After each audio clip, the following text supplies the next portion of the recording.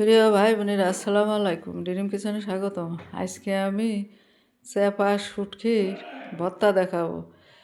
তেলে ভাজবো না, খোলায় তেলে নিয়ে আমি ভর্তাটা মাখাবো। তাই ভর্তাটা কীভাবে মাখাই, অন্যরকম অন্য স্বাদে ভর্তাটা মাখাবো, কীভাবে মাখাই আপনারা সাথেই থাকুন, দেখতে থাকুন। আমি বিসমিল্লাহ বলে শুরু করলাম। আসুন আমরা ভর্তাটা মাখাই।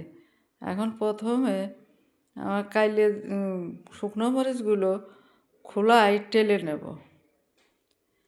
শুকনো মরিচগুলো টেলে নিয়ে রেখে তারপরে দিয়ে দেবো রসুন, পেঁয়াজ, এগুলো দিয়ে দেবো জিরাটা একটু ভালো করে ভেজে নেব। ভেজে নিয়ে একটু জিরা বাটা দিলে শুটকি মাছের ভর্তাটায় ফ্লেভারটা ভালো আসে। জিরাটা দিয়ে দেবো। এখন জিরাটা ভাজা হয়ে গেছে। এখন আমি পেঁয়াজ, রসুন, কাঁচামরিচ এগুলো একসাথে ভেজে নেব। একটু লাল লাল হয়ে গেলে আমি এগুলো কাঠখোলায় টেলে নিচ্ছি। পেঁয়াজটা জায়গা তেলের কোনো কারবার নেই, কাঠখোলায় আমি পেঁয়াজ, মরিচ, রসুনটা ভালো করে টেলে নিচ্ছি।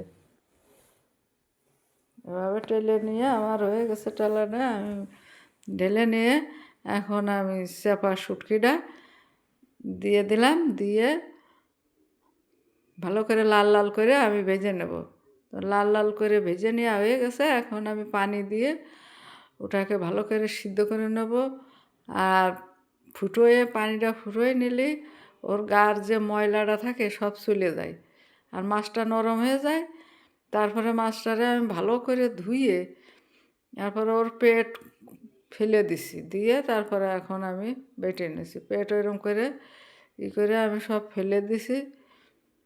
দিয়ে ভালো করে আষ্টেগুলো উঠোইয়া আমি 5-6 ধোয়া দিছি। প্রথমে গরম পানিতে উঠোই নিয়ে 5-6 ধোয়া দিছি।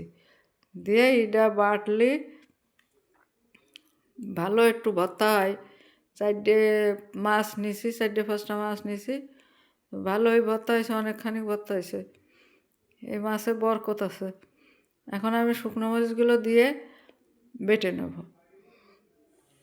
শুকনো মরিচগুলো বাটা হয়ে গেলে আমি দিয়ে দেবো কাঁচামরিচ, রসুন, পেঁয়াজ আগে থেকে খোলায় যে ভেজে রাখছিলাম সেইটা এখন দিয়ে দেব। দিয়ে আমি বেটে নেব। একে একে শুটকির ভর্তায় যা যা লাগে সবগুলো আমি দিয়ে বেটে নেব। এখন দিলাম ধনিয়া পাতা, দিয়ে আমি ভালো করে বেটে নেব।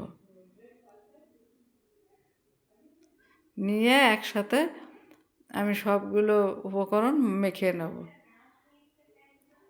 এখন দিয়ে দেবো তেল। সরিষার তেল মানেই ভর্তা, আর ভর্তা মানেই সরিষার তেল। সুন্দর করে তেল দিয়ে ভালো করে মেখে, খাঁটি সরষের তেল দিয়ে ভালো করে মেখে এটাকে আমরা পরিবেশন করব।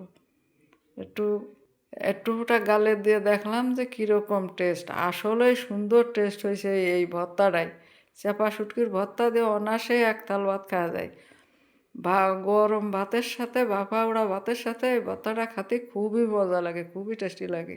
আপনারা এভাবে বাসায় বানিয়ে খেয়ে দেখবেন। আমার এই রেসিপিটা যদি আপনাদের পছন্দ হয়ে থাকে, সাবস্ক্রাইব, লাইক, কমেন্ট, শেয়ার করে দেবেন। আপনারা ভালো থাকবেন, সুস্থ থাকবেন। আসসালামু আলাইকুম, আল্লাহ হাফেজ।